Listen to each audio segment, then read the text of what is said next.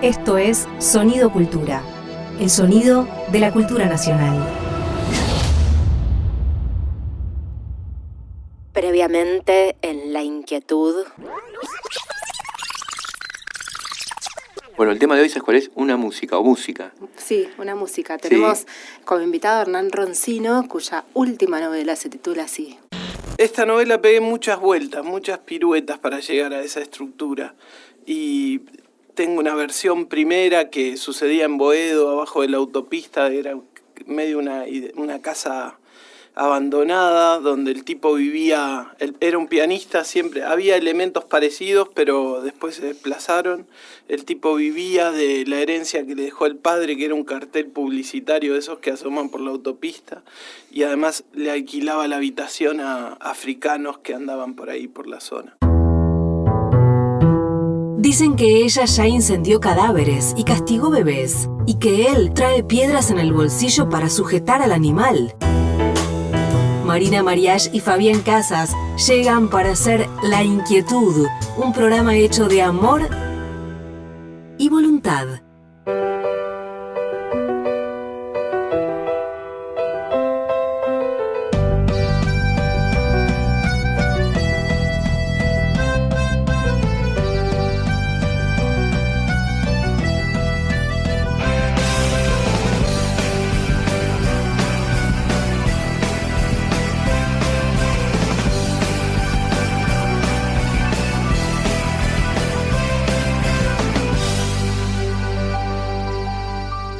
Estamos al aire en el programa 26 de la tercera temporada de La Inquietud. Che, la apertura de The Office, no sé si la The Office británica o americana, porque hay dos versiones, pero es de puta madre. Americana dice Blas Espejo, ¿no? En el control nos dice que es el tema de apertura de la versión americana. ¿Vos viste alguna de las dos? ¿De algunas de Office? La británica. Yo vi la británica hace un montón. Sí, hace un montón. Y me hacía llorar de risa. Es espectacular. Pero mucha gente es fan de la otra. Ah, mirá. Que creo que no me acuerdo quién actúa tampoco, no me acuerdo quién actúa en nadie. No, yo tampoco, olvídate. Pero me acuerdo que la británica me gustaba mucho porque tenía esa cosa, bueno, bien británica, ¿no? Que era media, tenía humor, era cínica, tenía eso que tienen los ingleses, ¿no? Que, no sé, como flema, la flema inglesa, no sé qué, cuando tosen. Ese no humor sé. británico, sí, es buenísimo, me gusta. ¿Trabajaste en una oficina? Sí, por supuesto. ¿Vos? O sea, es una redacción de un diario. Es una oficina. Sí. ¿No? Porque ¿qué sería una oficina? Una redacción de un diario es una oficina. Yo creo que una oficina es un lugar en el que cumplís horario, sí. Tenés un escritorio sí. Fijo. Sí, tenés tu escritorio, claro. Compartís con otras personas. Sí. ¿Qué más? Hay cubículos, por ahí no. Claro.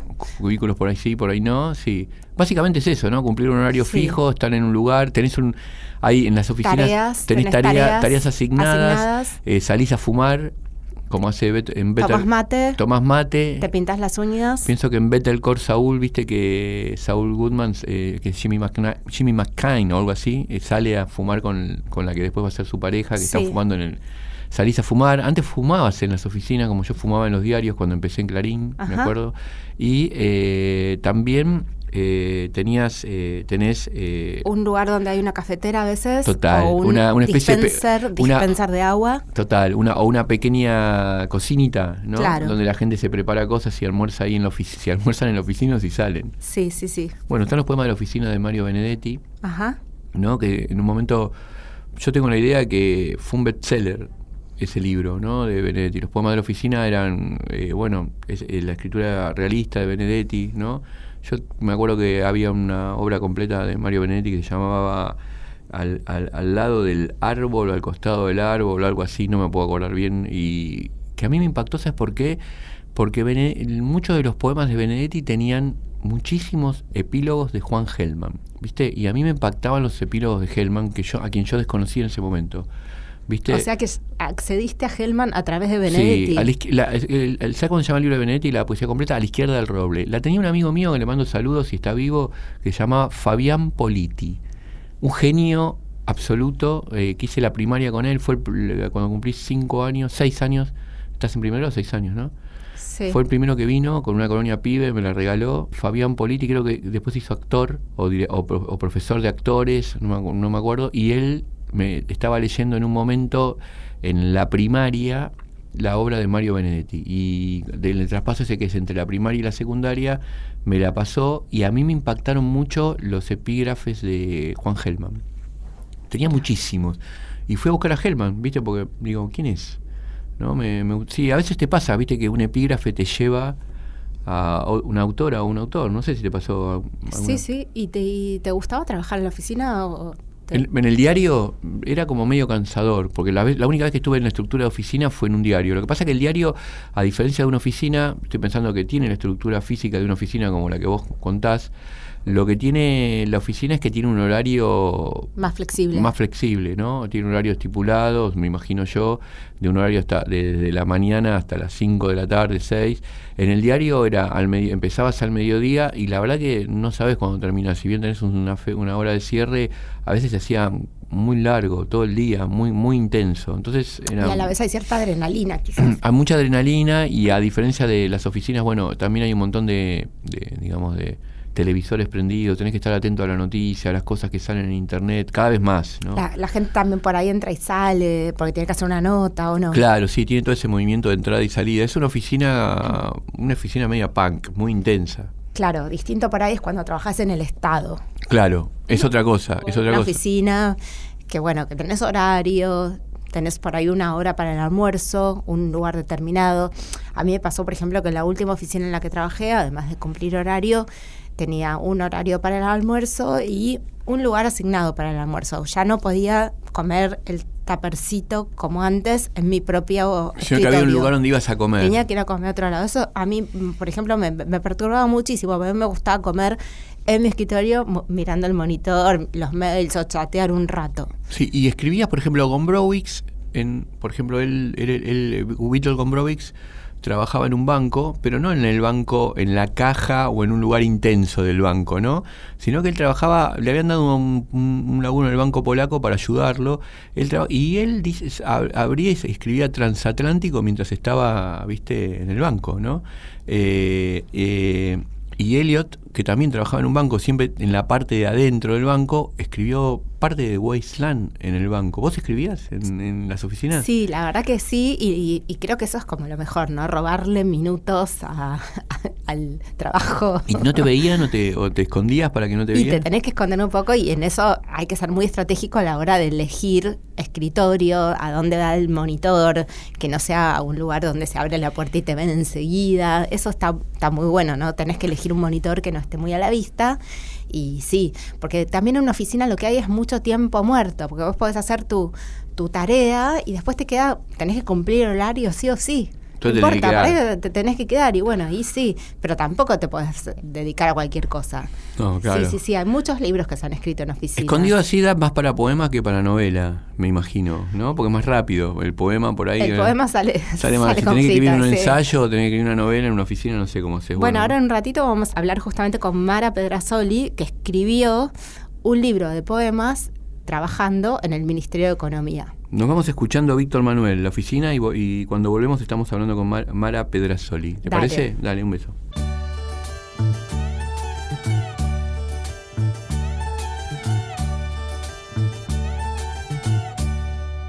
¿Cuántos años hace que estáis aquí sentados? ¿Cuántas ilusiones habéis aquí encerrado? Cada día vais cumpliendo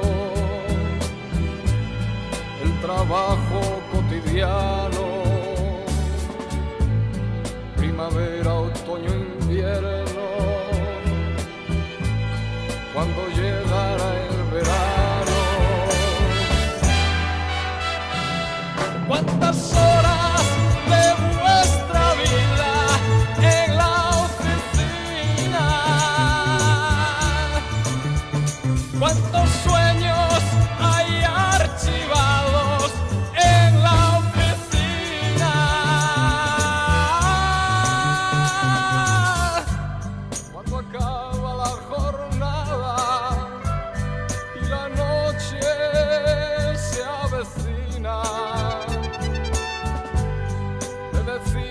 hasta mañana a la oficina.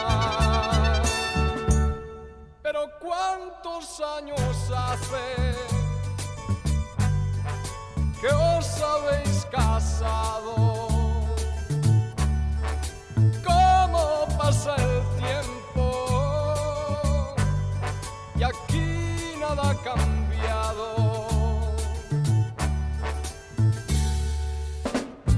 En vuestras conversaciones siempre chistes y mujeres. ¿Cómo habéis envejecido entre estas cuatro paredes? ¿Cuántas horas de vuestra vida en la oficina? ¿Cuántos sueños hay archivados en la oficina?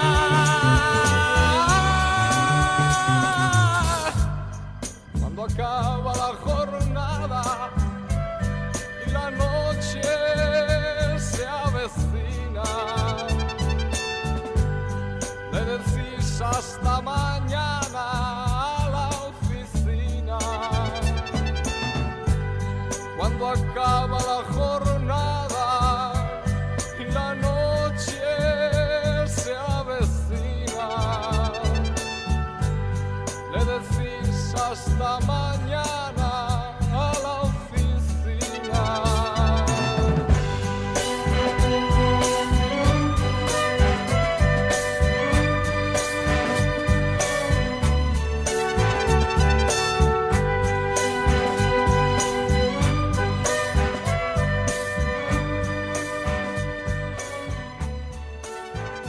Estás escuchando un contenido del Ministerio de Cultura. Hola, Mara. Hola. Hola, Mara. Hola. Hola, Mara, ¿cómo ¿Qué estás? tal? Buenos días, ¿cómo andan? ¿Cómo estás, Mara? Estamos acá en La Bien. Inquietud, es el programa 26 de La Inquietud, tercera temporada. Estamos acá, Fabián Casas y Marina Mariach, la que te habla. ¿Cómo estás, Mara Pedrazoli? Bien, muy contenta de hablar con ustedes porque los escuché varias veces. Me encanta el programa. Ay, qué bueno, gracias. Gracias. Nosotros de hablar con vos. Te cuento, Mara, que bueno, te vamos a volver a reestigmatizar, porque el tema del programa hoy es la oficina y no se nos ocurrió mejor idea que llamarte a vos. Digo estigmatizarte porque Mara escribió un libro hace unos años que se llama Mecon. Que es ¿cómo se llama? El apócope del Ministerio de Economía y quedó marcada, pobre Mara, porque también escribió otros libros y sigue escribiendo y es una genia, poeta, economista, analista del panorama económico, también tenemos mucho para hablar con ella, pero bueno, la llamamos por este tema en principio, pero vamos a hablar de todo. ¿Cómo estás, Mara? Bien. Pensé que era para hablar de economía. Cuando me dijiste que te vamos a estigmatizar, pensé que era como economista. Oficinista todavía es un poco... es una cancha que entran más jugadores, me parece. Está bueno el oficinista. Mara, Mara, ¿escribías los poemas de la oficina en la oficina? No. Ah, nos engañaste, guacha, nos engañaste. Pensábamos que sí, estuvimos leyéndote y pensábamos que escribías ahí de la melamina. Sí, ¿no? Yo creo que no, creo que algunos sí porque son el poema con el que empieza el libro, sí porque es una conversación que sale de ahí, de escuchar la entrada del jefe y ya lo tiran con un montón de trabajo y ya tenía que tener contestadas 2 o 3 llamadas, entonces eso salió ahí, pero no sé, no lo recuerdo, pero me parece que el resto de las cosas fue un poco lo que me quedaba del día. Claro, lo que pasa iba es que... cayendo. Perdón, te interrumpí. No, eso, como un poco lo que me quedaba del día que iba cayendo en el papel. Algunas son partes, sí, como que también sacaba de un informe, que son como partes más textuales, pero creo que también tenía la idea de no hacer una de no hacer como un procedimiento, ¿no? Como de ese procedimiento de más experimental, digamos, ¿no? De sacar sacar de texto, sacar de contexto las palabras. Eso no lo quería hacer en principio. Quería ver un poco cómo era la experiencia para mí de estar en ese lugar, siempre como sintiendo sobre todo la rareza como primera sensación, ¿no? Siempre me sentí como un poco sapo de otro pozo en la oficina, como tratar de encauzar esa sensación de lo raro. De extranjería, Entonces, es una especie de extranjería dentro de la oficina. claro, entonces como que esa cosa la tenía que procesar después. En la oficina, en el momento estás alienada, por lo menos a mí me pasa así. En el momento de la alienación estoy alienada. No sé si puedo, por lo menos no en ese momento, no sé si podía jugar los dos roles en simultáneo, ¿viste? Claro, vamos a contar un poco para nuestra audiencia que, bueno, Maro saca este libro y la noticia sale en todos los diarios. Es muy, muy gracioso lo que pasó, ¿no? Porque no sé cómo lo viviste vos. Sí, fue un quemo. Porque salió en todos los diarios, salió hasta en la política online, salieron notas en todos lados que la poeta que le escribe poemas a Kicillof, que en ese momento era el ministro de Economía, efectivamente, porque ella estaba ahí, bueno, es una gran economista, además de una gran poeta, escribiendo sobre este tema y trascendió los límites de la literatura y de la crítica literaria, eso quiero decir. Se usó para hacer una operación política. Claro. Lisa y llanamente lo operaron a Axel con eso, porque la primera nota que en realidad sale es una entrevista que me hacía Diego Sánchez. En Niapalos, ¿no? Claro, que era el director del suplemento Niapalos, que era el suplemento cultural de Tiempo peronista de Tiempo Argentino. Entonces yo a él lo conozco y me pidió hacer una entrevista a raíz del libro, lisa y llanamente. Era amigo de Martín Rodríguez también, a quien lo habíamos invitado para que presentara el libro, qué sé yo. Entonces yo dije, bueno, sí, es como un poco el rum rum entre amigos, la bienvenida al libro, y accedí a la entrevista para charlar un poco con Diego también. Esa sale en Niapalos y yo no sé si eso nutre, o sea, que le sirve de fuente a Clarín para enterarse que el libro existía. Y bueno, y se entera y lo saca Clarín en una nota y también en un programa, en el piso, digamos, en un programa de TN. Hay una parte muy cómica que son dos periodistas en el piso sosteniendo como una especie de viejo papiro a la Shakespeare, ¿viste? Escrito con pluma, con esa tipografía, con el fragmento del poema donde lo menciono a Axel. Eso me lo manda Horacio Fiebel, con el poeta, que bueno, estaba viendo videos para uno de sus trabajos y del programa, y me manda esa edición, esa captura de video con los dos periodistas analizando, bueno, nada, esa interpretación de que la poesía es esa cosa que se escribe con pluma, no sé, que era lo que que era lo que tenían en la cabeza. Así que fue como realmente re chistoso. Fue muy gracioso ver esa captura de video, que la miramos ahí en la oficina, nos matábamos todos de risa. Pero después, el rebote con las notas de diario, la nota empieza a ser la más leída en el día, en el ranking de Clarín y en el ranking de Infobae. Todo lo estábamos leyendo así como pro de fútbol entre los compas de la oficina, que ya sabían del libro y que ya lo habían leído también, porque todos tenían una copia, un poco hicimos una lectura, estaban todos bastante al tanto. Y nos matamos de risa hasta que cae el llamado del viceministro de Economía, que no había simpatizado mucho en las altas esferas. Porque, bueno, qué sé yo. No le gustaba la poesía, no, en las altas esferas. Ni el sentido del humor. No tiene también sentido del humor. Qué difícil hacer una revolución sin sentido del humor. Hoy le decía eso a mi amigo Blas. No puede caer todo siempre dentro de, ¿no? No sé. Vamos, ¿por qué lo decías vos? No, yo lo decía por otra cosa, pero digo que siempre el sentido del humor, no tener sentido del humor o volverse, viste, cuando los poemas también se vuelven, a veces les pasa que los poemas se vuelven, cuando alguien habla de poesía se ponen como muy solemnes, viste, claro, y eso se resquebraja, se rompe. No sé, recordábamos por ahí que una de las consignas de hijos es nuestra venganza es ser felices, ¿no? Como Claro. No, la potencia y la alegría, ¿no? En ese sentido pensamos en la ética de Spinoza. Sí, ¿viste? la revolución de la alegría, La también alegría, Jacobi habla de ¿no? eso. Todo eso. Y te Sí. digo, ¿y te ¿Qué pasó? ¿Te afectó? ¿Te censuraron? Claro, ¿te ¿Qué censuró? ¿Te afectó eso? Sí, no, lo levanté. Y yo terminé un poco a los gritos, porque cuando me... Está buena esa idea como que si se resquebraja, que sea para el humor, ¿no? Para que Sí. sea como por ahí.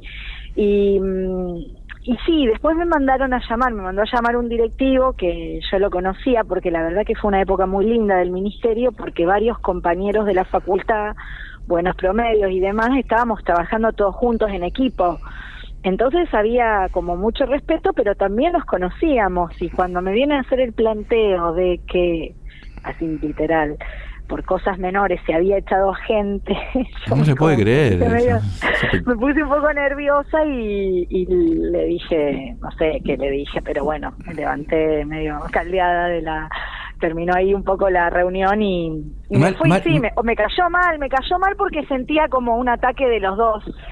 De los dos lados. Escucha, Mara, te puedo hacer una pregunta, pero no importa quién lo dijo, ¿no? Pero, ¿qué era lo que se objetaba? ¿El poema? No entiendo lo que se objetaba. Me cuesta entenderlo, o sea, ¿qué es? El hecho de usar... ¿Sabés cómo lo objetivaron, digamos? Hay un poema que saca fragmentos de un informe de coyuntura que yo hacía sobre la economía de Venezuela. Sí. Y yo voy haciendo ese trabajo, ese procedimiento de citar las palabras más extravagantes, raras, que yo. Entonces me dijeron, mirá que esto es un material que es confidencial, claro. No puede salir por cosas menores, se ha echado gente, como que lo agarraron por esa línea.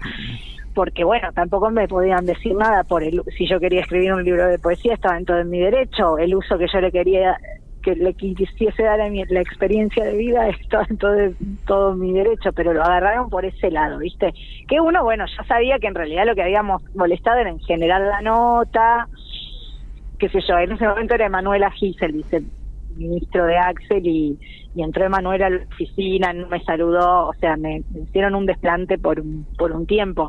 No fue grato para nada, tipo, los únicos que me podía apoyar eran la gente del palo, de la poesía. Suena muy gracioso. Poesía, Igual porque tenemos la suerte de que Axel también tiene a su lado a Soledad Quería, que es de letras, es un poco del palo, y seguramente ya se dieron cuenta que esto es un beneficio. Y Total. Mara, la verdad que Mara tendría que ser la asesora número 1 de cualquier equipo económico, porque es una genia además. No sé si leyeron sus newsletters económicos, las notas que escribe sobre economía, porque además de poeta es un cerebro increíble. Mara, te quiero hacer una pregunta. ¿Sabes que yo a veces hice te cuento a vos, ¿no, Mari? También a veces recorto de los suplementos de economía, recorto artículos, ¿viste? Que no entiendo. Y se los doy a los alumnos, a mis alumnas, a mis alumnos, para que escriban poemas con eso. Y hacen unos poemas increíbles, ¿viste? Porque es como muy... es un material técnico raro, ¿viste? Y cuando lo trabajan con la sonoridad y con el poema, y eso vuelve como convertido en poesía, ¿no? Es repotente. Te preguntaba cuál es la poesía de la economía. ¿En qué momentos encontrás poesía en la estructura teórica de la economía? Yo creo un poco pensada como en el lenguaje más de la química también, ¿no? Como de cómo nombran los elementos o los compuestos químicos, y esas como el idioma del laboratorio es como realmente como es raro. En la economía, yo el otro ejercicio que había hecho así en el Mecón, en el libro, era con ese listado de productos que exportábamos, que había como mucha cosa rara animal, mucha de laboratorio, que me sonaban muy raras esas palabras, y había hecho como una especie de lista, de gran lista, de los nombres raros de cosas que exportábamos, cuando mirás las exportaciones a un nivel de desagregación muy grande, y son como elementos recontra particulares de cada aparato de cada sector industrial.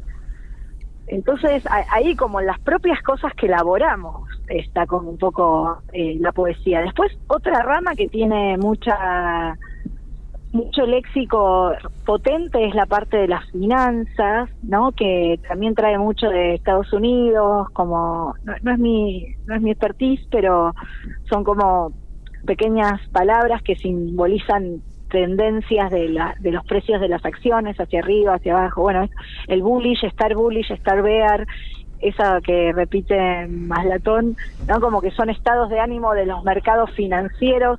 Ahí también hay como mucha síntesis en una pequeña palabrita en inglés que da cuenta de hacia dónde va el mercado o qué es lo que podemos esperar de algunos precios y... O sea que eso existe. Yo pensé que eran inventos de Maslatón. No, Son recontra palabras. existen. Y si te metes un poco más claro en ese mundo que para mí es un poco horrible, Sí. Es como, hay mucho de eso y hay mucho cheronca, ¿no? Como tipo tirándote el latiguillo y vos diciendo, ¿me lo podés expresar en castellano y decírmelo un poco más lento? Que la CEPAL, por ejemplo, porque en economía en la facultad se estudia mucho en inglés, te da mucho para leer en inglés. Es como prohibitivo, en la UBA estoy hablando, pero es prohibitivo saber inglés ya en mi época, que eran los 2000, Claro. o sea, ahora debe ser... Y la CEPAL se tomaba el trabajo, la CEPAL a nivel académico es muy reconocida y es muy seria, y siempre mantuvo la pedagogía de escribir absolutamente todo en castellano. O sea, aun cuando yo quería usar las palabras en inglés porque era como mucho más fácil y simple, qué sé yo, el pass-through, por ejemplo, que es cuánto impacta una devaluación en la inflación. Te enseñaron esa palabra, la viste 1000 veces en la facultad, después no lo decís de otra manera. Bueno, no, la CEPAL siempre lo expresaba en castellano, el traspaso de la devaluación a precios. Se hacían textos como más largos, pero tenía como esa política en medio de la RAE, medio una cosa ahí de... Lo haces sonar fácil, aunque tenés un libro que se llama Es raro de explicar, que es genial. Sí. Pues Mara también forma parte de la editorial Tammy Metzler. No sé si seguís... ¿Qué editorial, siendo así. perdón? ¿Qué editorial? Tammy Metzler, Mirá se que- llama Tammy Metzler, que es un personaje de una película que se llama, una película medio de Canal 11 a las 5 de la tarde, Cine se llama Shampoo. The Election.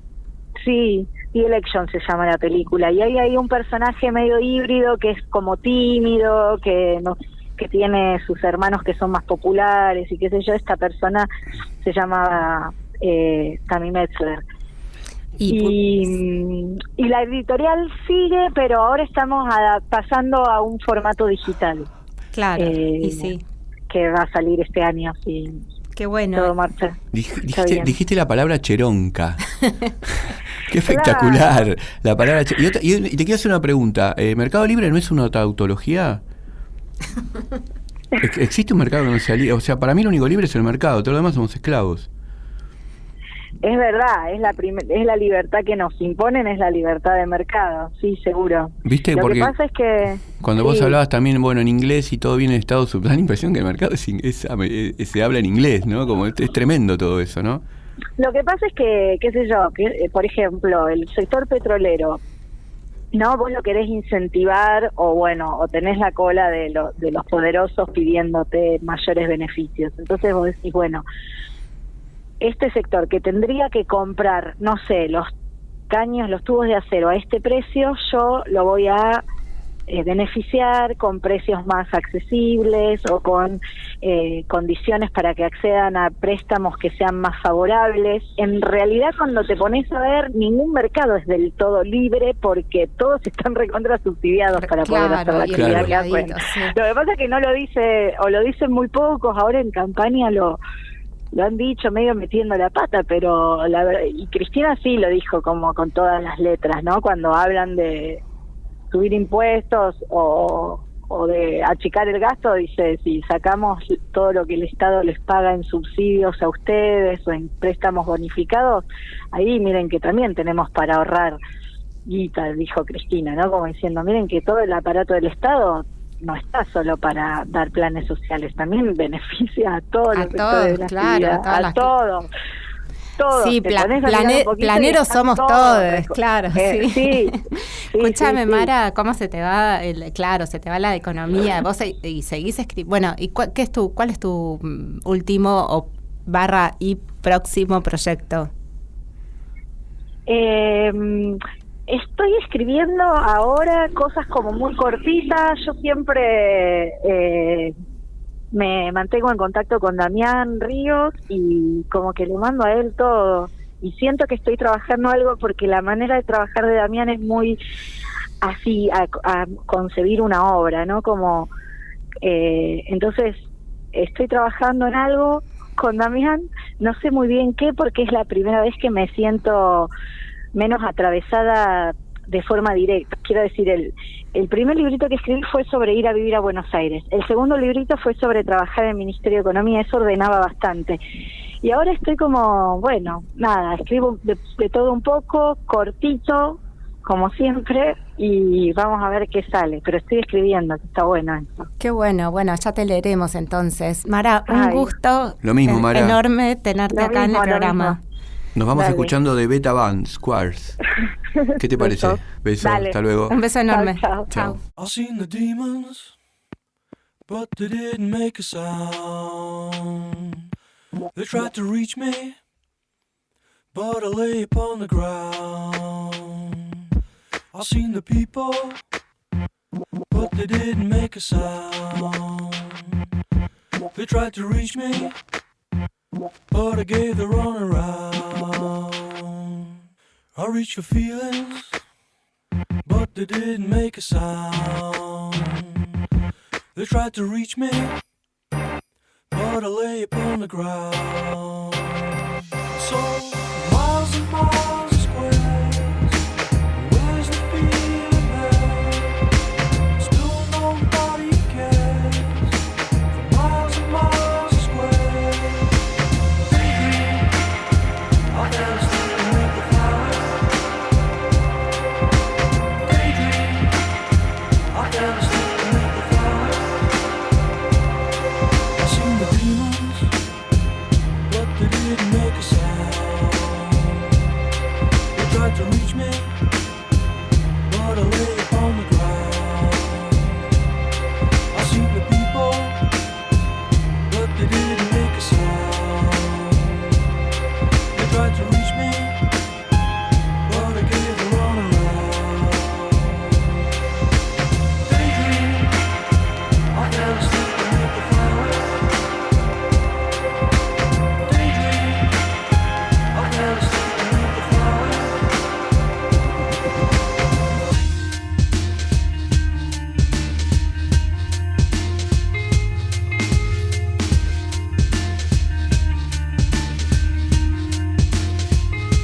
So miles and miles of square, where's the feeling there? Still nobody cares. For miles and miles of square.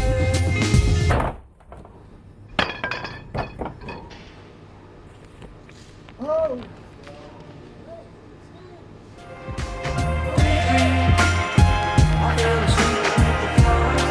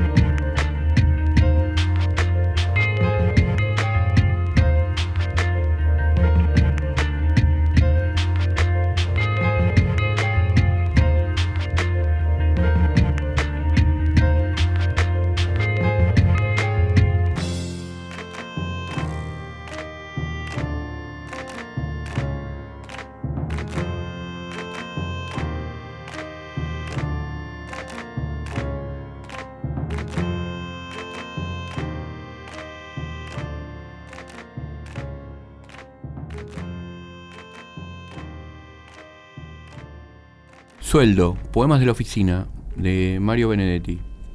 Aquella esperanza que cabía en un dedal, aquella alta vereda junto al barro, aquel ir y venir del sueño, aquel horóscopo de un larguísimo viaje, y el larguísimo viaje con adioses y gente y países de nieve y corazones, donde cada kilómetro es un cielo distinto, aquella confianza desde nos, cuándo, aquel juramento hasta nos, dónde, aquella cruzada hacia nos, qué, es aquel que uno hubiera podido ser con otro ritmo, alguna lotería.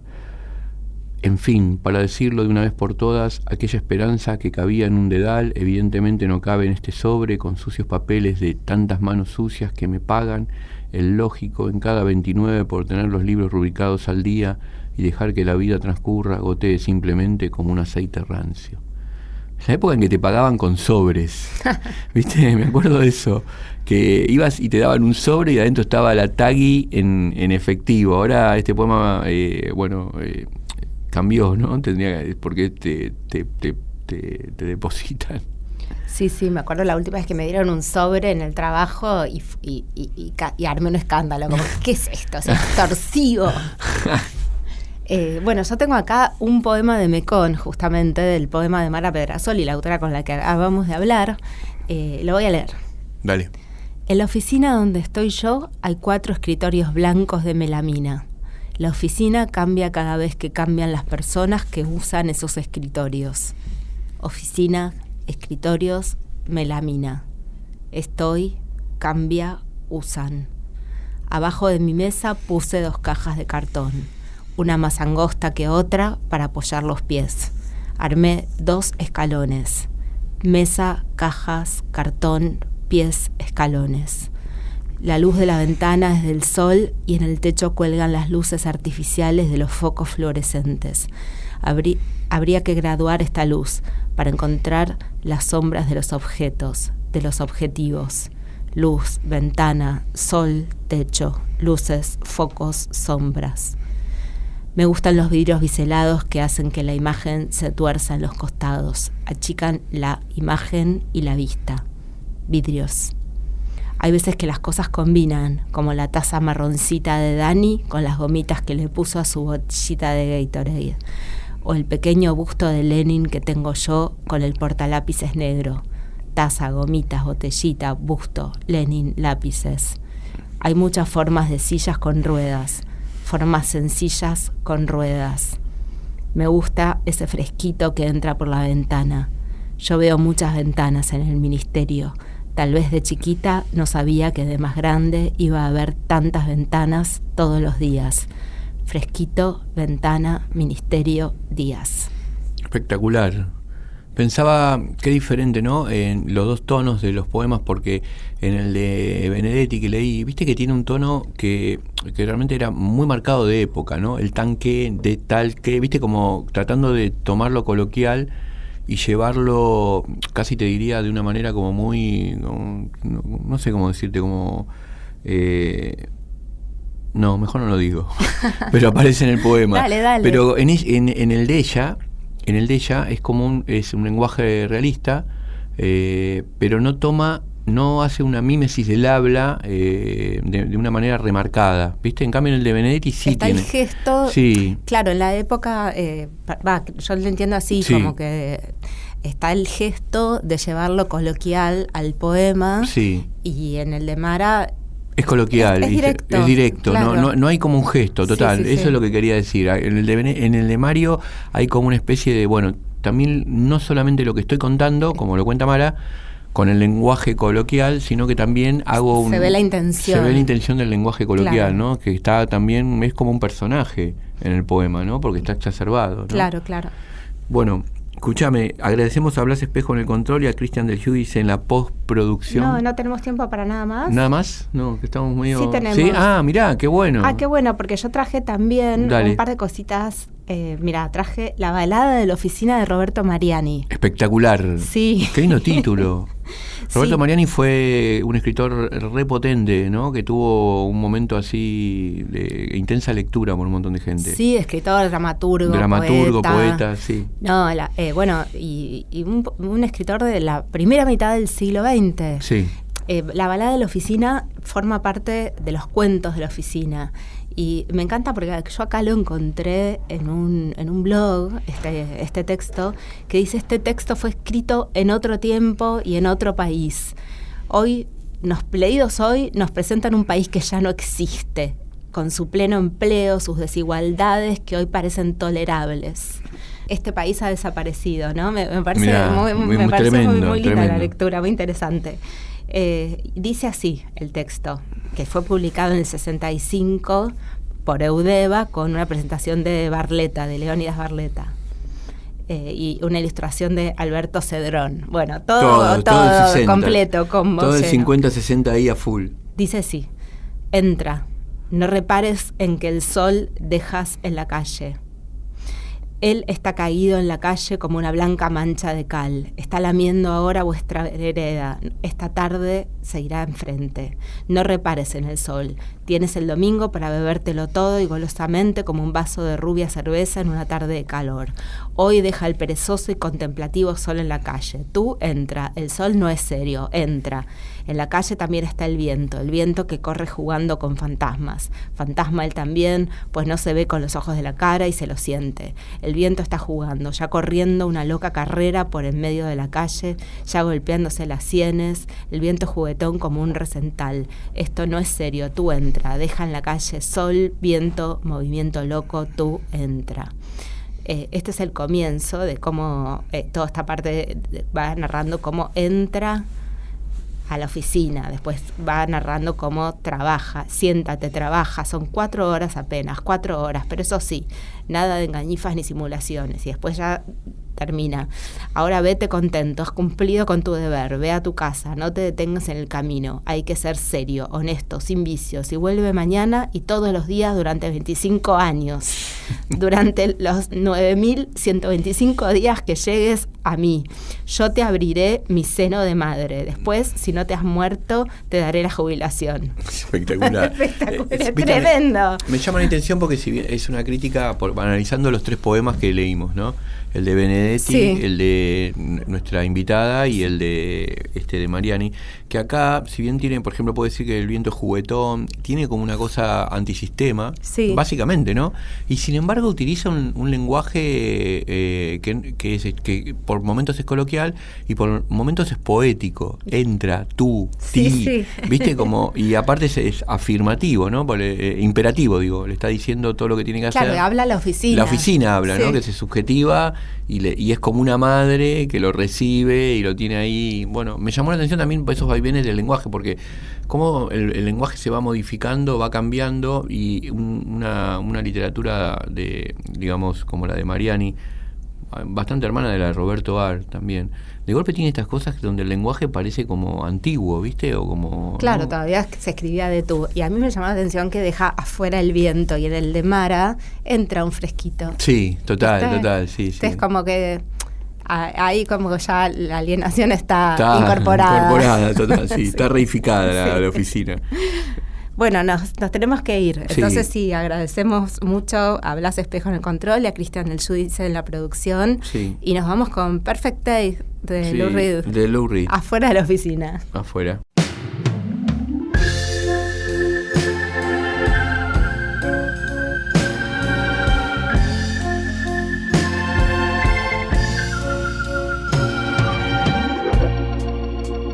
Just a perfect day.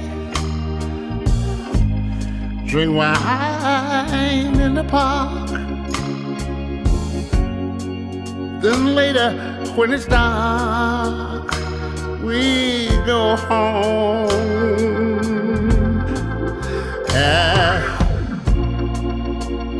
Just a perfect day. Feed animals in the zoo.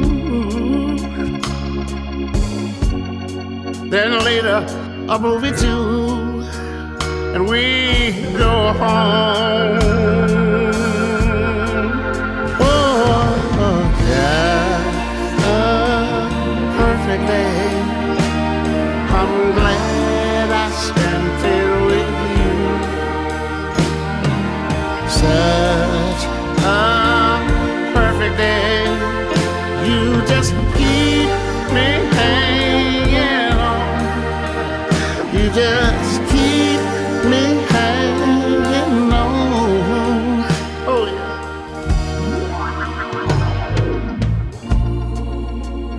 Just a perfect day. problems all left alone. Weekends on our own. It's such fun. It's just a perfect day. You made me forget myself. I thought I was someone else, even someone good. Just a perfect day. I'm glad I spent it with you. Such a perfect day.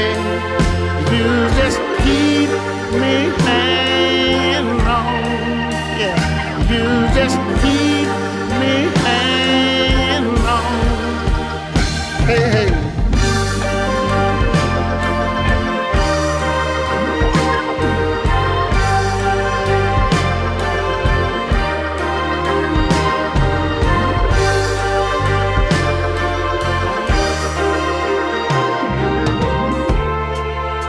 You're gonna reap just what you sow, don't you know?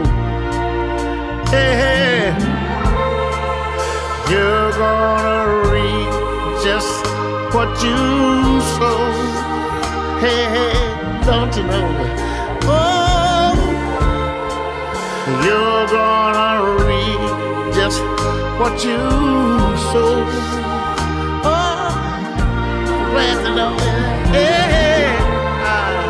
You're gonna reap just what you sow, don't you know? So long, baby, so long. You're gonna reap just what you sow.